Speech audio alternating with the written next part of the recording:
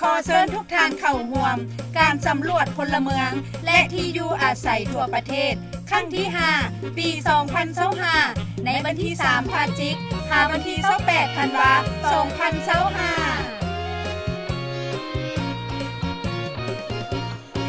การสำรวจครั้งนี้มีความสำคัญหลายเพื่อสร้างและปรับปรุงระบบข้อมูลข่าวสารทางด้านคุณลักษณะของพลเมืองและการเข้าถึงการบริการต่างๆของพลเมือง